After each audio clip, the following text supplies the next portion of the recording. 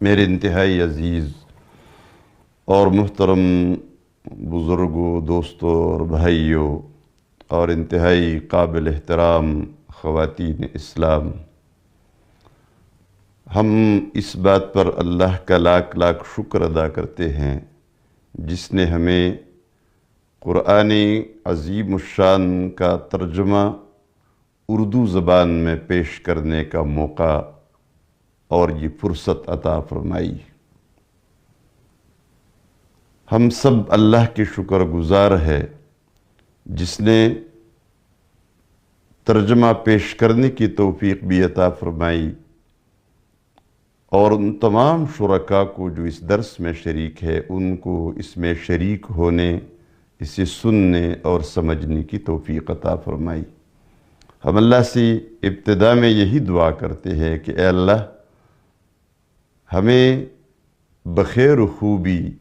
صحت اور عافیت کے ساتھ اسے مکمل کرنے کی توفیق عطا فرما، اور جتنے لوگ مرد و خواتین اس کو سمجھنے کے لیے بیٹھے ہیں، اپنا وقت دیا ہے، انہیں اسے سمجھنے اور ہم سب کو اس پر عمل کرنے کی توفیق عطا فرما۔ ہم لفظی ترجمہ کا آغاز کر رہے ہیں۔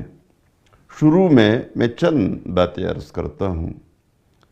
کہ قرآن کریم کو سمجھنے اور قرآن کریم کے اندر غور و فکر اور تدبر کرنے کے لیے، اور قرآن کریم کی سمجھ، اس کی تفسیر کو سمجھنے کے لیے، اور اس کی تشریحات کو سمجھنے کے لیے، اور اس کے تمام احکام کو سمجھنے کے لیے جو سب سے بنیادی چیز ہے وہ قرآن کریم کا لفظی ترجمہ ہے۔ جب لفظی ترجمہ آ جائے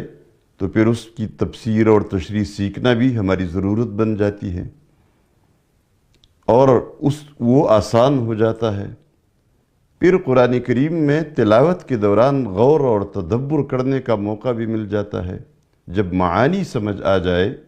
تو پھر غور و فکر کرنا، تدبر کرنا، اس پہ سوچنا، سمجھ کر تلاوت قرآن کریم کرنا، یہ ساری چیزیں آسان ہو جاتی ہے۔ اس لیے یہ ہمارا کام، بنیادی کام ہے کہ قرآن کریم کا لفظی ترجمہ سیکھا جائے، اور اسی وجہ سے ہم نے اس ترجمے میں لفظی ترجمے کے سوا زیادہ تشریحات نہیں رکھی ہے، سوائے ان جگہوں کے جہاں کسی لفظ کا مفہوم چند الفاظ کہے بغیر واضح نہ ہو، کوئی جملہ ایسا آ جائے کہ اس کا اگر ہم مطلب ترجمے کے علاوہ نہ بتائے تو وہ سمجھ میں نہیں آئے گی، تب ہم تھوڑی سی تشریح کریں گے، ورنہ یہ صرف لفظی ترجمہ ہوگا، ہر لفظ کا ترجمہ ہوگا، اور ہر لفظ کا ترجمہ اس لیے ہے تاکہ لفظ بلفظ قرآن کریم ہمیں سمجھ آ جائے۔